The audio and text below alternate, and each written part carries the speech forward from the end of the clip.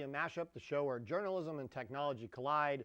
Media Mashup is being brought to you by the Pasadena.com and the hardworking folks in our Citizen Journalism Workshop. They're the ones that help make this all possible. This is the newest live show here on the Arroyo channel. This is where we turn the tables in the media, discussing breaking news, information, the future of journalism, and the stories behind getting the stories. Tonight I'm glad to have with me, as always, co-host Kapawi Stibbard. Later in the evening, or the show, we'll have with us Pasadena Library Director Jan Sanders to talk all about digital book lending. So stay tuned. But first, the Media Mashup technology tip. Tonight, Stitcher. And you got the app in front of you. And so, well, you know, over the weekend I went to, Friday, Saturday, Sunday, I was at Blog World and New Media Expo at the convention center.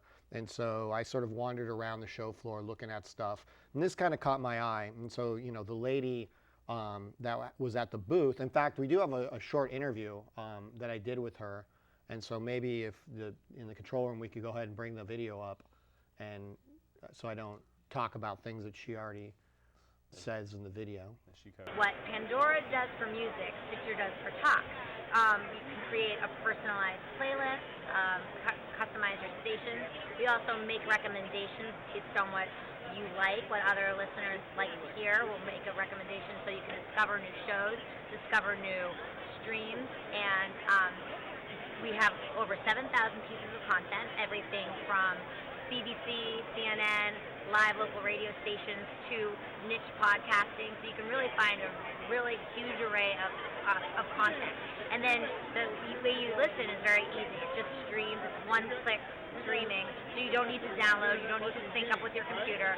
And you just can listen on the go, on demand, wherever you want to. And we're, as I mentioned, on all major platforms. You know, it's on all the major platforms. You find it on, in fact, my touchpad. There's an app for it everywhere. Blackberries, iPhones, you have anything mobile, anything, you know, out there that accepts apps, you can find this. What I found kind of compelling about it is, you know, I told her, I said, well, you know, here's my iPod Touch. You know, let's go ahead and put the app on it now and go ahead and show it to me. And so she did, and we downloaded it, and she went through all the features, and we set up kind of a playlist, and you go through and basically you like say, okay, I like technology, I like, you know, politics, liberal, whatever. And then it brings up all of these, you know, different podcasts. And it's not just podcasts like stuff you don't know. I mean, it brought up Anderson Cooper 360, Rachel Maddow. You know, of course I put liberal, you know, and so. Emphasize liberal. Yeah, emphasize, I mean, deliberately. Okay. But anyways, you know what I mean. So, you know, it brought up stuff, and then it brought up, you know, Adam Curry. It brought up Leo Laporte, who does the This Week in Tech. And so I said to her immediately, I said, you kind of got me sold because this is stuff I listen to. Yeah. You know, I mean, this thing immediately brought up what I would normally go and sort of fish around for and get the latest podcasts here and there or use an RSS reader. And so I was sold. The other thing, and I think she says it in there, that this stuff isn't being stored on the device. It's all streamed. Oh. So it's very similar to Pandora in that, you know, you're just streaming from their servers onto the, you know, onto whatever device it is, and so you're not locking up. Yeah, you're not taking or you memory. don't have to download anything. You don't have to do anything. Right. You just simply turn it on like a traditional radio. The other thing that this does that she said, which is interesting to me, is this is all integrated with some of the new car manufacturers like Ford and Chevy. And so this is, you know, we discussed this a little bit. I think this could take over terrestrial sort of standard radio right now, because you're going exactly what I was just wondering about. I was going to ask you, what was your thoughts when it comes to the terrestrial market for the radio? I think it's powerful to have it in a car where, you know, I mean, music is great, but the car, you know, when I turn on the radio ship, it's like almost like companionship. It's like you want to hear other people talking about stuff. And so it's like a human being. Music's great, but I listen to the radio for, you know, the latest news and, you know, sometime information that, you know, I'm going to get off of KFI or KFWB or where I'm getting information from. Well, I was going to say, you know, I just thinking about it in my head, you know, probably makes great sense if you're doing some traveling across the United States. Always getting that constant change from every market you're going to. You're not just limited to the LA market. Right. As you're talking about KFW. And this is, I mean, this isn't focused on, and you can, by the way, go and narrow it down to specifics. It's a little different in Pandora that way. Like Pandora gives you music, and then you basically store, you know, a band, and then it creates a radio station based off whatever that musical taste is, or whatever the it thinks is the same or similar to it. This, you could narrow it down. Like if Adam Curry comes up, you can click on that and it'll give you all Adam Curry's podcasts. Yeah. I'm just using that as an example. But, so it can be very Not an specific. endorsement? No, he's a little, Adam Curry is cool. Okay. And so, yeah, we'll go with the cool thing. We're more of an Adam Carolla here on this side. And Oh, really? Well, at least we're staying with the Adam thing, Yeah, right? the Adam thing, you could be yeah. Adam. And, Adam Carolla was a little late to the game, but the second he did podcasts, he had like instantly 1 million downloads. Oh, yeah. Literally. Well, I mean, he was on, K-Rock forever, right? Chose a little fallout. By the way, Dr. Drew came up on there, too. Oh. Yeah, so. Another local Pasadena connection. Well, and so anybody who knows Dr. Drew. What was it called, Dr. Drew? No. What was Loveline. Loveline, Loveline. right. That's right. Yeah. And so that's Stitcher.com. You can find it that's Stitcher. You can find it at Stitcher.com. Yeah. Download it. It's a free app. It can't hurt. No, That's what we like here. We like free. Ah. Do we? Yeah. Yes, And so- we agree. We do like free. All right, so let's get into a few of the stories before we go to a break. This is kind of more of an announcement than a story. The White House is preparing for a countrywide a test of the emergency alert system. This is the first nationwide test of the system, and it'll occur tomorrow at 2 p.m. Eastern Standard Time. Right. So what is that here? 11 a.m. for us, 11 Pacific time. and it will be 30 seconds, and basically it's your a TV test. will go off, your radio will go off for a Oh. second. It's that's what we were saying before the show. It's like the president has a big red button that he can just take over, just like in the movies. When the boom, then he's talking to you. Yeah. And so I thought we'd make people aware that that's going to happen tomorrow. So Not to be alarmed. not Not to be alarmed. right, no pun on that one. It's just a test. And so this is was a kind of a big week in our next story. This was a big week for ebook readers. And so Barnes & Noble yesterday made the announcement of their new Nook. Right. It's almost exactly the same. So the old one was called the Nook Color. The new one is called the Nook Tablet. So they kind of took the dive to, instead of getting, dabbling around the ideas that a tablet isn't an ebook reader, what is this? It's an ebook reader that does other things. They decided, no, we're going to call this one a tablet. And so that's, basically, they sort of dove headfirst into this idea of they're going to make tablets. Some of the differences between this, first of all, it's got a faster processor. It's got a 1.2 dual core processor, so it's a little bit snappier. And I'm assuming, I obviously haven't played with it. The thing that's interesting is what's going to be pre-installed on it, and so it's going to be much more of a media device where you're going to start. It'll have Netflix on it, it'll have Hulu Plus, it'll have Pandora, and other sort of media-related apps. The obvious, you'd have to be kind of crazy not to realize that this is an absolute. Competitor to the new Kindle Fire, which we talked about. We've talked about the Kindle Fire, yeah. And so that's coming out. This one's coming out. It's being released on November 17th, I believe, right? Yes, the 17th. And this is November 17th. The Kindle Fire is the 15th. Okay. So they're 2 days apart. In fact, this one's a little bit behind. One of the other interesting things is the big news of the Kindle Fire was that it was going to be under $200, right? $199, $1 under $200.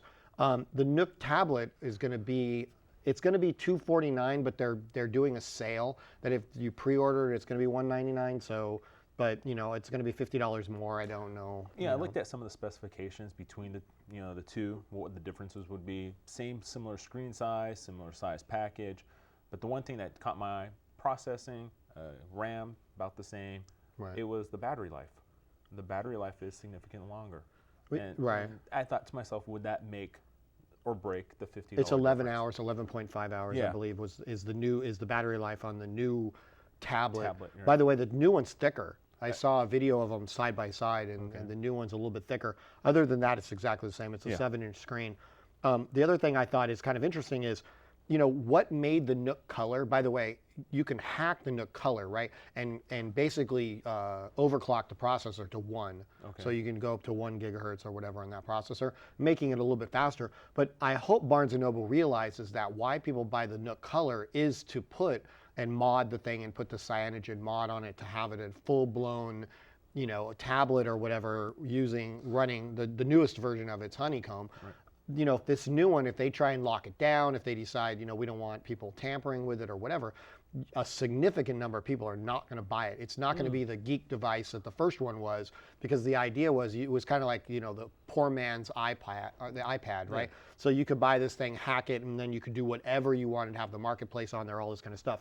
I know that the Kindle Fire is locked down. Oh, is it? Okay. Though we haven't seen it, but you know, Yeah. during their announcement, they basically said it's going to run all Amazon stuff. So it's going to be basically a portal for Amazon to get books, you know, Amazon Prime, getting the movies and all the streaming stuff on demand from that, and you know, whatever else Amazon owns. A straight marketplace. Just Yeah, and I mean, the Nook putting Netflix on it is pretty obvious that they're trying to go after, you know. Well, that's what caught my eye earlier when I was looking at the breakdown between them, is the fact that I did see a Netflix icon, a little app for it there, and I thought to myself, sort of defeats the purpose of you getting this to read books if you're going to watch a movie. But I guess that's the way, as you were saying, things are moving toward all-in-one media device. Right. I mean, a lot of talk is about the idea of this is going to be, especially Black Friday right after Thanksgiving, is going to be the, you know, whatever you want to call them, cheap, affordable, whatever tablets, that, you know, we're going to see the explosion of that, of these under, you know, 200, whatever. If we already haven't seen it, this is going to be the sort of the beginning of it. Yeah. I don't, you know, we'll have to see. I mean, I was going to say, we'll be able to see a little bit, because it'll be next Tuesday when the Kindle Fire goes on, next Tuesday, next Media Mashup line. Right. So we'll have some numbers and some figures that we can share with the public then at that point. Right. And so, and then the last thing we have before we go to break with the ebook readers is the company, Borders went out of business. Right. The Cruise Reader was what they tried to sort of tout as their reader. That the Cruise Reader put on, or they have a ebook company called Kaboo. That was bought by the people that are running buy.com. Okay. And so, you know, I just thought I'd mention it, that, you know, they're a huge, buy.com is huge. They're a Japanese company. And so we might see sort of a, you know, a sort of whatever, we'll use election terms, a dark horse in the race, you know, come up from behind, because this company really, I bought a Cruise Reader and immediately returned it because I hated the thing. Oh, really? It was, yeah, I think it's my opinion is this took Borders out. I mean, their bankruptcy has a little bit to do with the fact that this, you know, they betted on a really cheap e-reader that's horrible. I mean, the thing was a horrible experience. So enough of that. So that was so Kaboo got, or Kaboo, I think is how you actually pronounce it. And so they got bought by buy.com, Okay. or the people that are, Right. it's the company behind buy.com. Yeah. And so we'll have to see where that goes. Anyways, we're going to go ahead and take a break. We'll be right back with more news, including the Muppets Go All G+.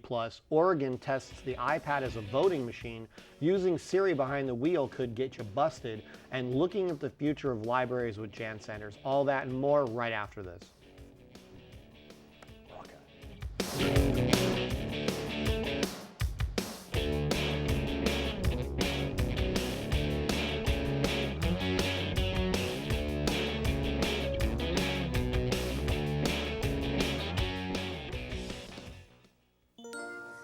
Hi. Being there for kids is super good fun. All it takes is a little know-how. Curiosity. The key to a lifetime of discovery. Kids will go to mighty great lengths to impress you. Kids know what's cool. Good thing you don't have to. Moments like these happen every day. Lend your support.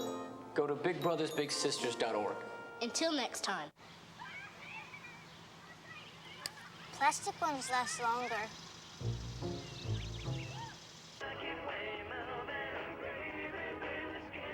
Pork bellies close steady due to speculation that demand for bacon-related products. Read me this one, Daddy. Okay, honey. The less art kids get, the more it shows. Are yours getting enough? Art. Ask for more. AmericansForTheArts.org. I wish I could go back. Back when I didn't need someone to do my hair. Back when I could still say my husband's name. Back when I could have called 911 but didn't. Back when I first felt the warning signs of a stroke but did nothing. I wish I could go back, but I can't. With a stroke, time lost is brain lost. At the first warning signs, take action immediately. Passing gas in the presence of others is not only inappropriate, That is so foul. it can be deadly. Passing gas releases a fog of carbon monoxide Grandpa, and other poisonous fumes that can contribute to asthma and pneumonia. you're killing us over here. Kids shouldn't be exposed to secondhand smoke. Don't pass gas, take it outside.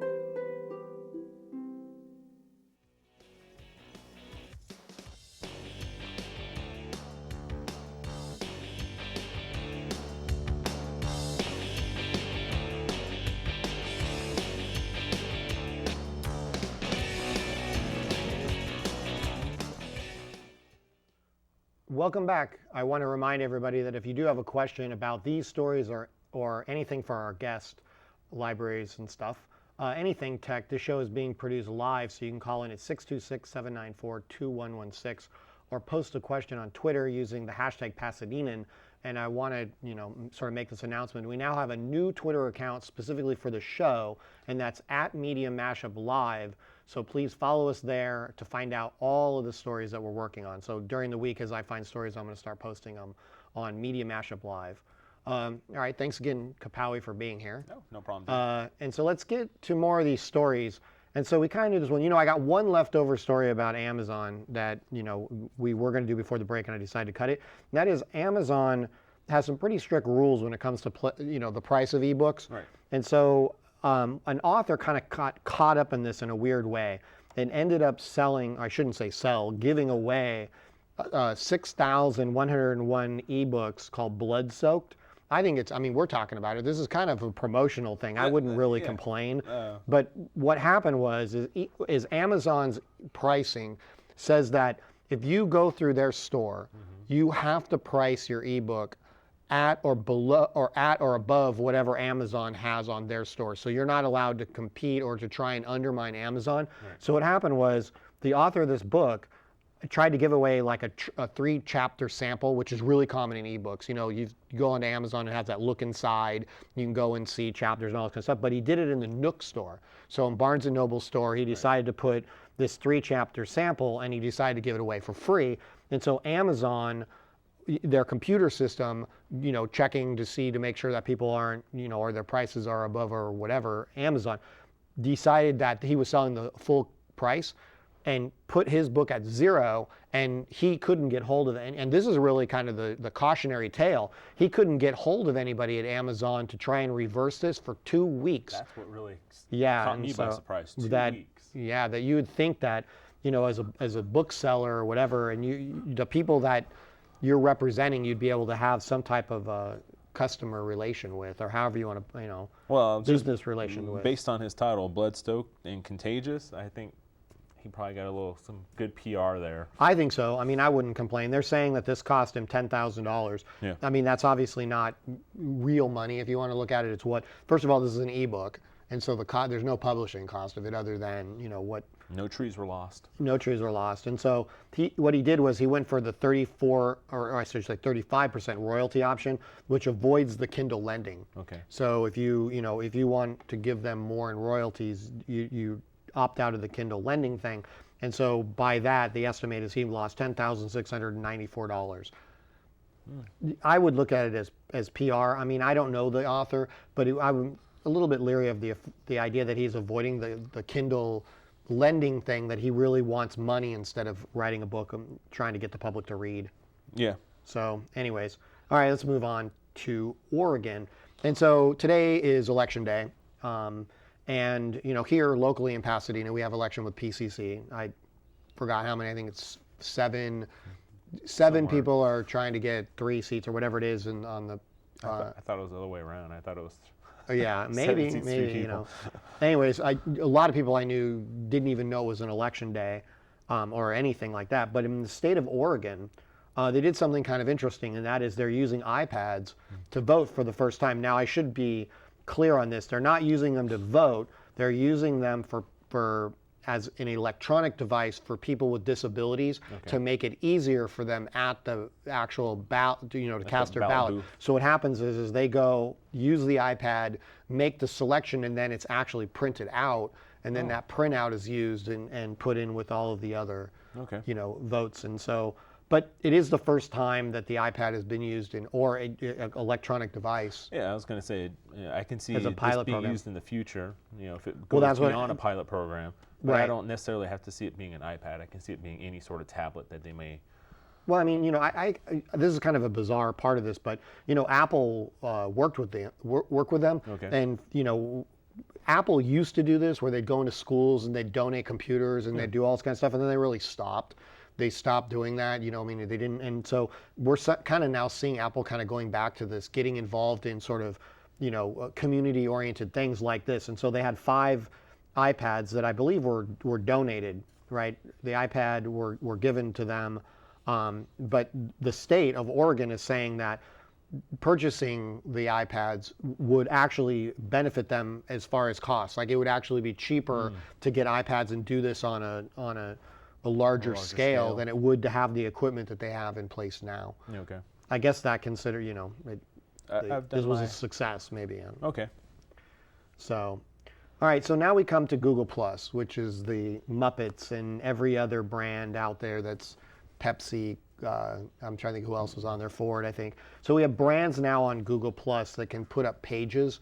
And so on Google Plus, you have, and by the way, when you go look at them, they're the exact same. I don't know if we have a screenshot of any of these, but they have the exact same layout as a person, photos across the top, timeline in the middle, a little bit about page on the side. They do not allow any branding other than those photos, and so they're all exactly the same. They're all, here we got it on the screen, they're all white as far as the background. They don't allow you to customize that. They only allow you to put the 5 pictures across the top, the logo of the company, and then you have the feed going down the middle. They all look the same. Yeah. And I don't know what the point of having a branded page, but then trying to, basically convince, or not even convince, but to sort of hold back the companies from, fully branding whatever they're doing on Google Plus. Well, they can create links within their page to go toward more advertising purposes down the line. And there's some other stuff that I was reading about where, Google has the places or whatever it is where you can go and it gives you the location. None of that stuff is in there. So like if you're, Ford, and you want to know more about Ford, like you're saying you have to link out. It doesn't give you the phone number, doesn't give you the address or anything of these businesses. Because I could see this, the first ones that are coming out are big corporate, sort of monstrosities as far as businesses are concerned. This is much, much more of a localized, especially with, Google Plus has Hangouts, right? So Hangouts is an area where you can go in and it's sort of like Skype and you can have up to 10 people there and you can sort of hang out and talk.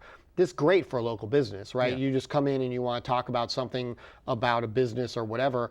And I could see Hangouts and other features in there being very powerful in a local setting. They did the Muppets, right? So they had Disney is promoting this new Muppet movie and they had a Hangout. And my first reaction to that was you only have 10 people that are allowed in there. What is the benefit of trying to promote the Muppet movie to 10 people? They run off and send, and they can't control that. It's the first 10 to show up that get put into that, Hangout. So I don't know, that for something like Disney, I can't see that other than benefit, yeah. Well, it's just because they're first. Yeah.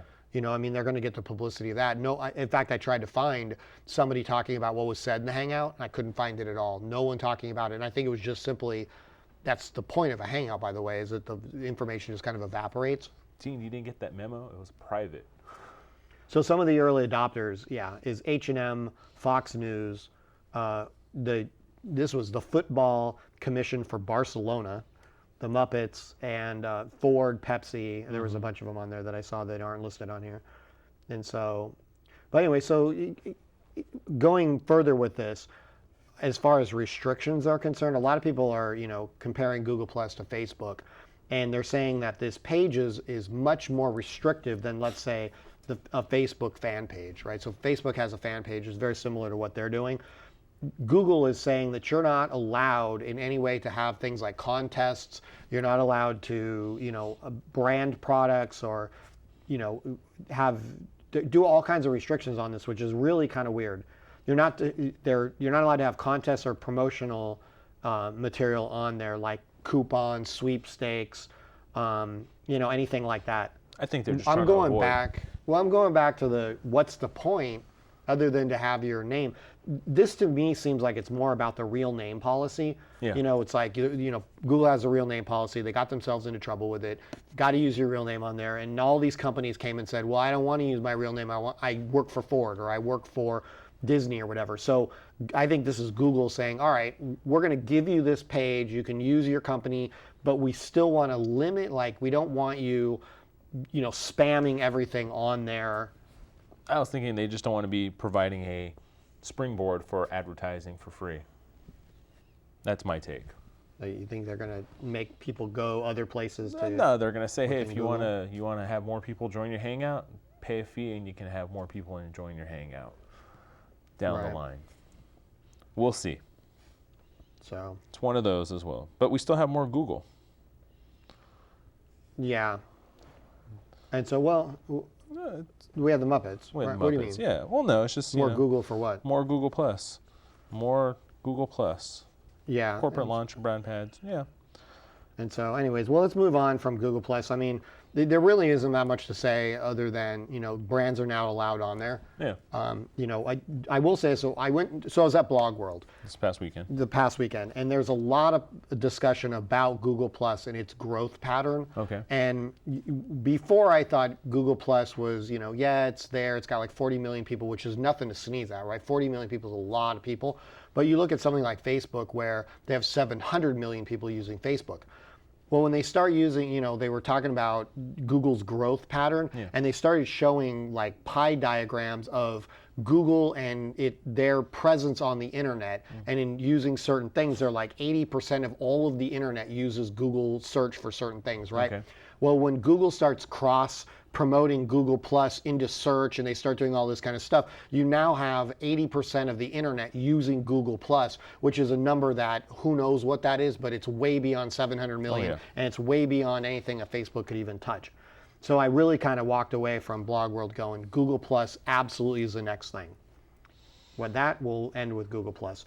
And so the Justice Department, this is a really quick story and then we'll take a break. The Justice Department is looking at filing an antitrust lawsuit against the AT&T T-Mobile merger. And so they just that's all it is. That basically the Justice Department is saying that they are going to act on trying to stop this merger between the two of them. AT&T put out a press release basically saying that, this is good for jobs. And I don't know how many, the merger will lead to like 10,000 more jobs or something. And that's kind of the end of the story right there. So with that, we'll go ahead and take a quick break. And then when we come back, we're going to talk about, how much time do we have? We got about 30 minutes. Well, no. Oh, before the break? No. What time is it? 8:28. 8:28? 8:28. Oh, okay. No. We're going to take a break and then we're pretty much done because we have the guests coming in at the bottom of the hour. He means I'm done. And so, well, you know what? I'll hold these stories until next week because, we have our guests coming in. And so after the break, we'll have Jan Sanders coming in, the director of the Pasadena Public Library. And with that, we'll be right back. Start typing, D.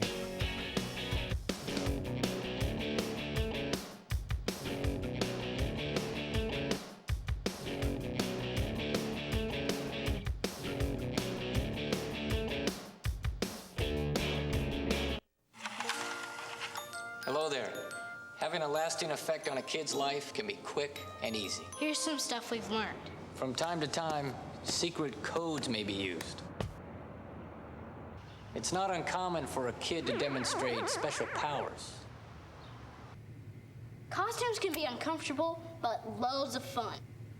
Moments like these happen every day. Lend your support. Go to bigbrothersbigsisters.org. That's all for now. You just want to be you, right? Your own look, your own story. Hey, what's up? You just want to have some fun. You don't want to deal with someone offering you a drink. Don't have to, don't need to. Sure, it may seem like everybody does it, that some kids think it's cool, but is it? Would you want to embarrass yourself, or say things you'll regret later, or hurt the feelings of someone you care about? I don't think so. So the next time someone offers you alcohol, remember, you don't have to drink to have a good time. Hey. Sorry, gotta lose the beer. Because for kids who drink, the party is already over. To make a difference in Pasadena and Altadena, contact Day One at 626-229-9750. Become a youth advocate today. Do you need medical equipment at home but can't afford it? You can get it for free from the Convalescent Aid Society. That's right, for free. CAS loans wheelchairs, walkers, benches, hospital beds, and much more for free to anyone in San Gabriel Valley. Call us at 626-793-1696. That's 626-793-1696. Or visit our website at cas1.org. Why pay for medical equipment when CAS can loan it to you for free?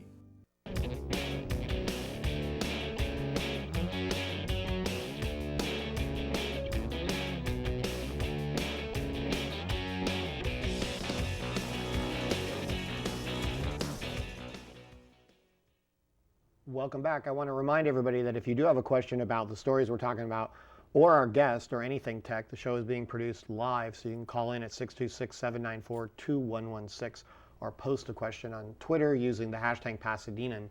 And then I want to remind everybody again that we did set up a specific account for this show, and it's Media Mashup Live, so you can follow us there during the week and find out what stories we're working on. And so I have with me Jan Sanders, the director of the Pasadena Library, all of the libraries. How many libraries are there? There are 10. 10. There are 10. You oversee all of them. I do indeed. And so obviously libraries are going through a big change. Yeah. And so I should say books, but libraries are, books are the whole gamut. The whole gamut, right. And so I guess we'll just start out with, if you want to talk a little bit about what changes are going on at the Pasadena Library. Oh, wow. Where to start? Yeah.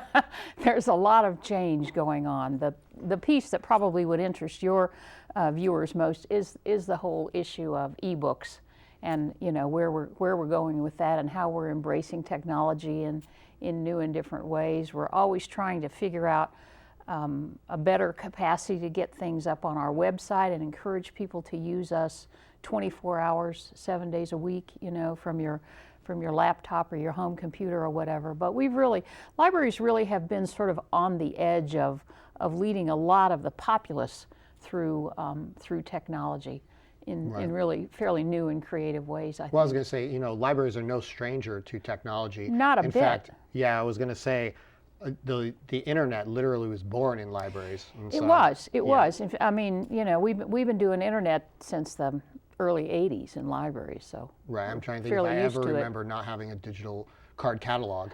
I do. I remember that really well, but a lot of people don't. I was going to say, I do remember it as a command line, based system, but I can go that far back with it. But with that in mind, the idea of technology always kind of being embraced by libraries. The newest, especially here in Pasadena, is the partnership with not only Amazon with their lending program, and I think I received some information from them that there's 1,000 libraries across the country that are part of this pilot program to lend books through Amazon. And right, and we're part of that. Yeah. We're part of that, and we're also in partnership with another big producer, 3M. The Scotch tape people, right, from Minnesota, and we'll be using cloud technology to bring some of their materials to. Yeah, what are they going to bring that's a little different than what Amazon? It's a little bit different. It's really only different in the application and the ease with which the user can get a hold of the books and sort of download them more quickly and more easily. Right. And they're doing.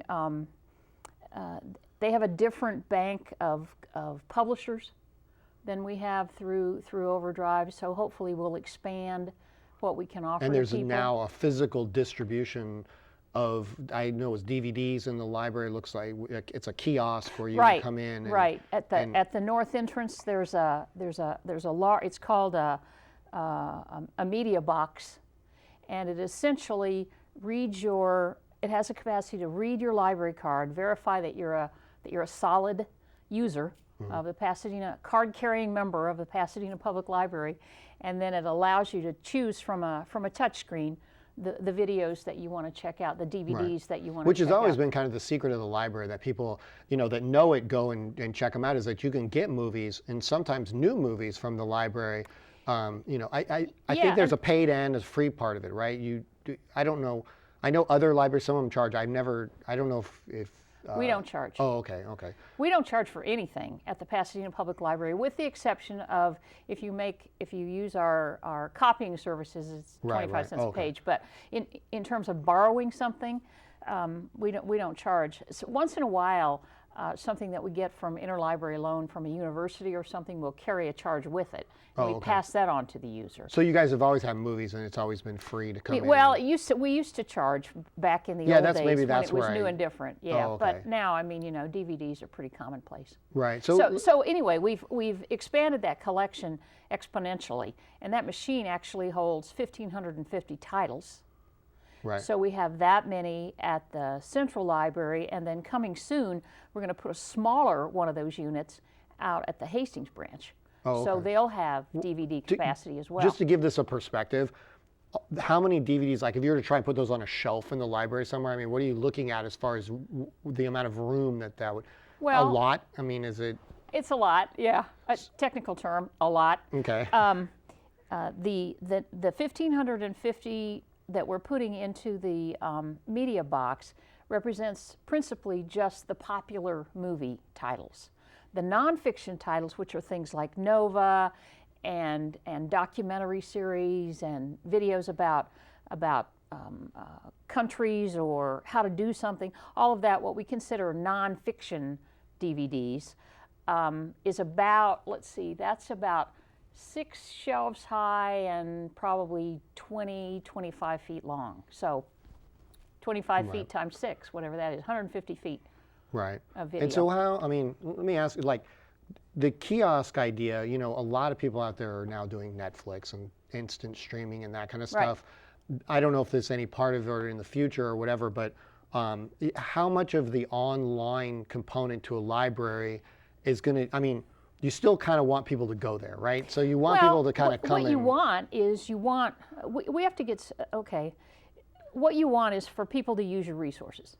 That's what we've always wanted. We want them to come in and ask us questions. We want them to come on the web and ask us questions. We want them to use our resources that are online, all of that kind of stuff. Right.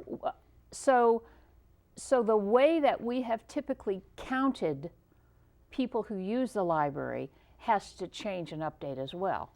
Because it's not about the number of people who come in. It's about the number of touches that we make electronically with people, because that's a connection as well. So we just have to get smarter at how we count things. Oh, okay. Well, I think in a story done by... If you're looking at, what's the usage pattern of a library, we have to count it differently. Yeah, in the weekly there was a story, and I think you said you're trying to get people to read. Yeah. Right. We're all about the reading part. We don't actually care what the format is. Right, and so the idea is read a tomato can label for all I care, but just read something. Right, and since everything is sort of heading to, the ebook format, that's the idea, is to get people coming in and reading. I think there's always going to be a place though for books historically, for research, for the thing is with libraries, it's about choice. We try to offer a choice. We offer books for children, books for young adults, books for adults. We offer a physical book. We offer an electronic book. We offer a recorded book where you can listen to somebody read it to you. We have machines that you can put a book into the machine and it will read it to you in computer text. So it's always been about choices. Right. And the format is sort of coincidental. I'm a lot older than you, and I remember, you don't remember a card catalog. I remember back when we started offering paperbacks. And there was huge gloom and doom. Oh my God, the public library is dead. People will buy their own paperbacks and nobody will want a library. And oh, ain't it awful, ain't it awful? Well, that didn't happen. Right. Public libraries didn't go away. We changed our flavor. We were able, as it turns out, to offer a lot more to our users because we changed that format. I think the same thing will happen with ebooks. Right, that's exactly what you're doing. You're offering Exactly. more instead of, I mean, you're going to have books, but now you're offering them in other formats and other ways to get them. And that's right. And the people who are nervous about, oh my gosh, I won't have a book that I can curl up in the window seat and read. Not true. Not true. Right. And so what I was going to say though is Amazon, I checked it out on my device or whatever, and so I went through this process. In fact, I didn't, I've been doing it for a while now, getting ebooks from the library. And when I did the Amazon one, it was very obvious what they're getting out of it, because I go there, I pick a book. The last book I read was about news. I'm in that business, and so it was about Reuters. And when the book was being ready to be checked back in, I got a whole series of emails that said, your book is due back, with a big buy button from Amazon to say, hey, would you like to buy this book? And then, and kind of in a very friendly way at the bottom, it said, you can also recheck the book out if you're still reading it or whatever. And it gave you a way to sort of recheck it out if you wanted to do that as well. And so, them trying to sell the book at the same time as the library, I guess at the end of the day, they're making it available for the people that want to read it. What I haven't seen in all of this stuff is what the publishers, or let's say I'm an author, what they get out of it, because this is a great way to promote your book. And I don't know if Amazon allows the authors to be part of the library lending program, or whether that's something, I don't know the choices of what goes into the... I don't know either. And I was chatting with a local author who's about to publish one of his books exclusively in e-format. Right. And he's a little bit concerned about what that's going to look like and how it's going to work, because his history and his tradition is in the printed word, and he's a little nervous about how are the galleys going to work and all that kind of stuff. And of course, galleys go away because there isn't such a thing with electronic books. But you're right. Amazon is in it so that they can sell books. That's what they do. What you do is news. What they do is sell books. It makes sense. But the thing that people have to remember is, as a library, if we provide access to an ebook, it's the same ratio as it is with the print material, which is to say, we buy one copy and one person checks it out. We don't buy an ebook, and that means that everybody in Pasadena can be reading that ebook at the same time. It doesn't work that way. Right. It's one purchase, one title, one user. Okay. Just like a regular print format.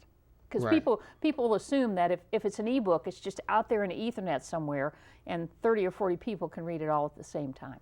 It doesn't really work that way. Right. Well, it's a file. Yeah, it's a file. Right. And so, but as far as like the doom and gloom of the book, I'm trying to think of the death of the book. I was trying to put it in nice terms or whatever. Literally, I'm assuming that I'm a little bit more than assuming that the ebook is what took out Borders, right? They didn't really get on board with this early on. They tried to do a bunch of stuff, and as bookstores, if they evaporate, is the library going to be the last holdout of getting... I don't know. Libraries have been trying to, public libraries at least, are constantly trying to redefine ourselves and figure out what it is that we do that fits in with our community and addresses the needs of the community and speaks the language that the people are speaking and all of that. So I think, we used to be sort of the gateway of information. We used to be the information keepers. And customers came to us, and we sat on high and told them what they needed to know, because that's what we did. We were the gatekeepers of the information. Now I think we're looking at it differently. Information is much more egalitarian than it was. It's much more open and accessible than it was. So we're looking at things like, as we said earlier, providing a variety of format, providing a variety of methodology. But I think the thing that we also can continue to provide is a sense of place. Right. Where's the third space? The third space could be the library, a place for people to come together, a community. Yeah, I've been in meetings where this stuff is kind of discussed of what uses the library has, and they almost talk it like it's a competitor to Starbucks.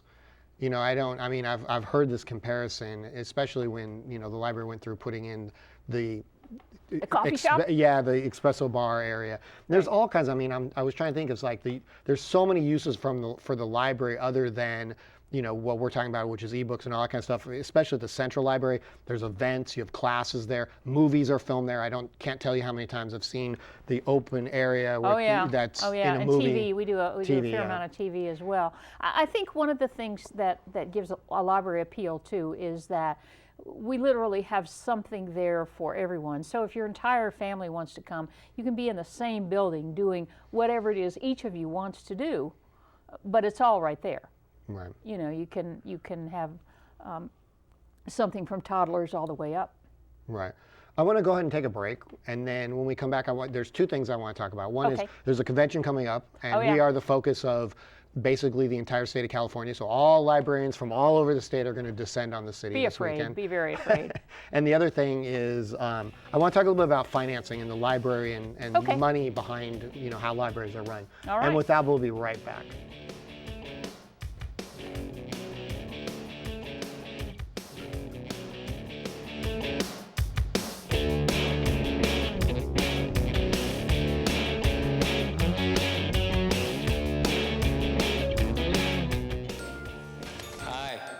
Being there for kids is super good fun.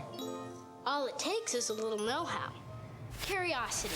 The key to a lifetime of discovery.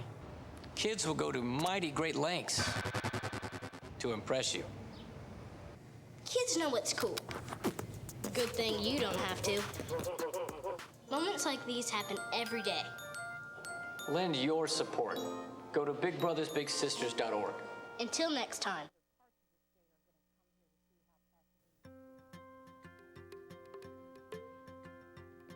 There is really only one boy.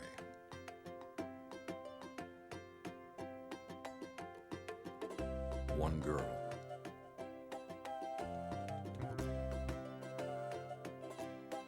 One tree.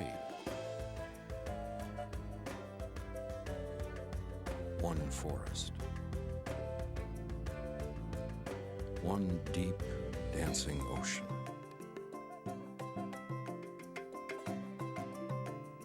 One mountain calling. One handful of sand through our fingers. One endless sky overhead. And one simple way to care for it all. Please visit earthshare.org and learn how the world's leading environmental groups are working together under one name, EarthShare. One environment, one simple way to care for it.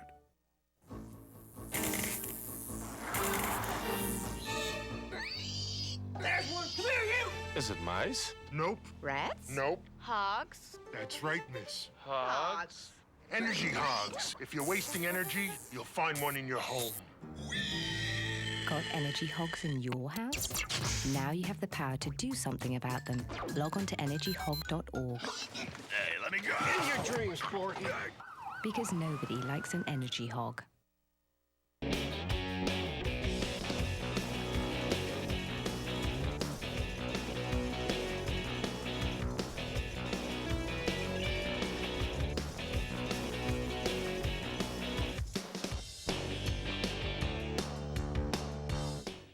Welcome back. I want to remind everybody that if you do have a question about libraries or any, you know, thing that goes on or uses and that kind of stuff, the show is being produced live, so you can call in at 626-794-2116 or post a question on Twitter using the hashtag Pasadena.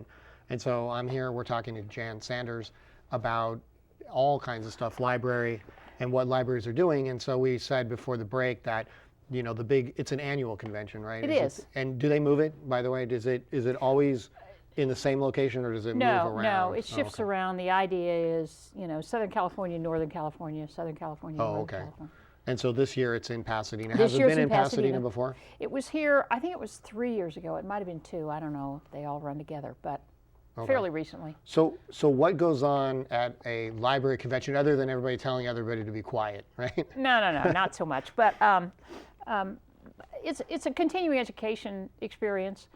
And so there's a lot of there's a lot of experts who come in to present workshops and that kind of thing. There's a fair amount of advocacy that goes on. There's a lot of training for, because libraries, particularly public libraries, are often governed by commissions and boards, so there's some interchange with those folks who are citizen volunteers to sort of get them up to speed on some of these issues as well.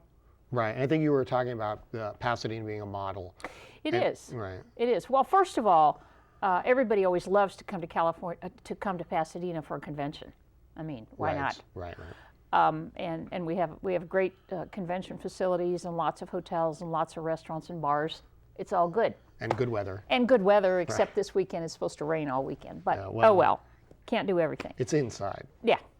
It's mostly inside, so that'll be good. But so is the forefront of what people are going to be talking about? Is it going to be what we're discussing? I mean, is this on the minds of every librarian? Yes, I think it's on the minds of lots and lots of librarians. I'm hearing from my colleagues every day. I get emails from people saying, we want to come and see how you're doing this cloud thing. We want to see how you're merchandising your e-collection. We want to see how you've gone to a single service desk.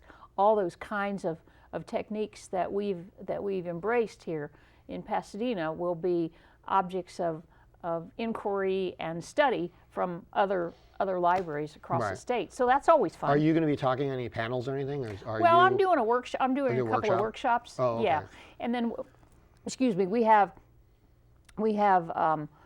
paid attention to the staffing. Because the conference is actually Friday, Saturday, and Sunday. Right. Friday we won't have any people in the library because we're closed that day. It's Veterans Day.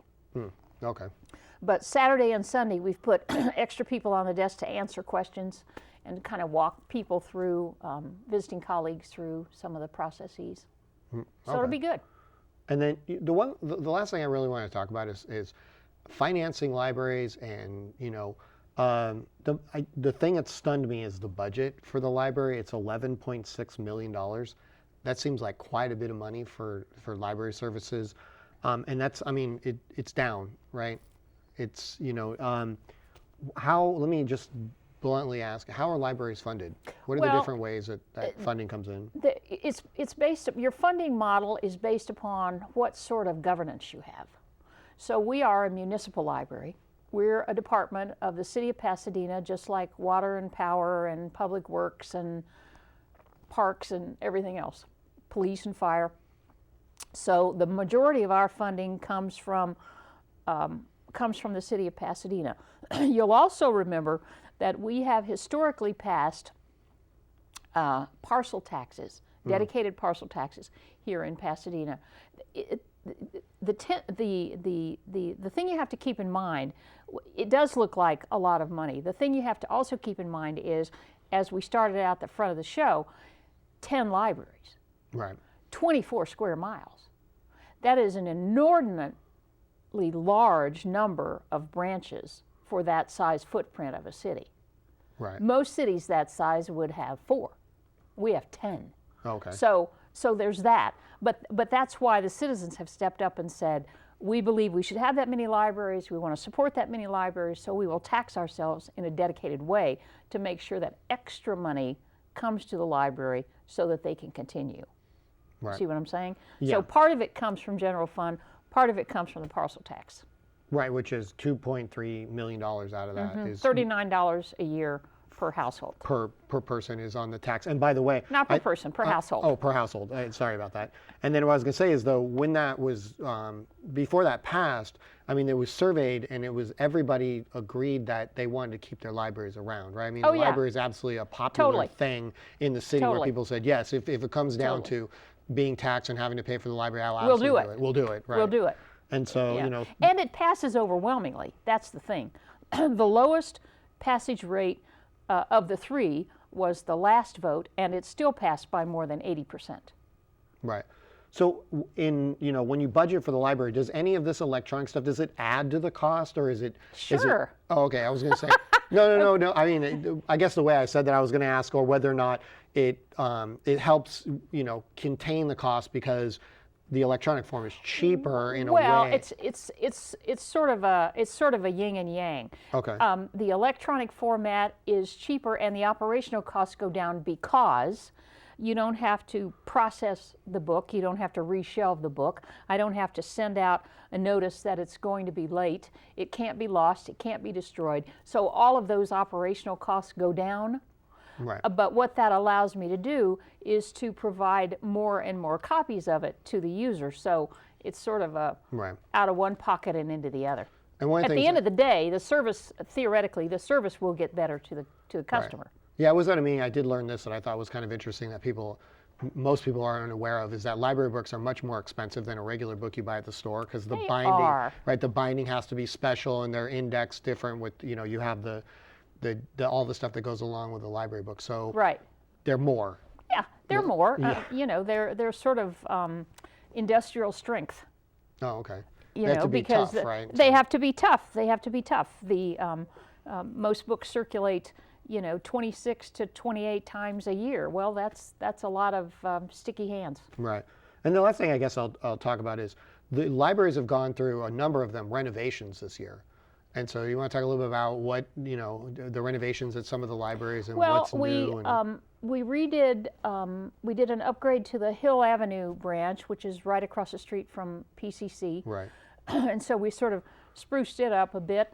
Last year, we provided wheelchair accessibility, handicap accessibility bathrooms at both La Manda and San Rafael. And then just this fall, we redid we completely redid the branch at Santa Catalina, and in fact, it opened again just this week, and is beautifully redone. New paint, new floor, new carpet. We redid all the furniture,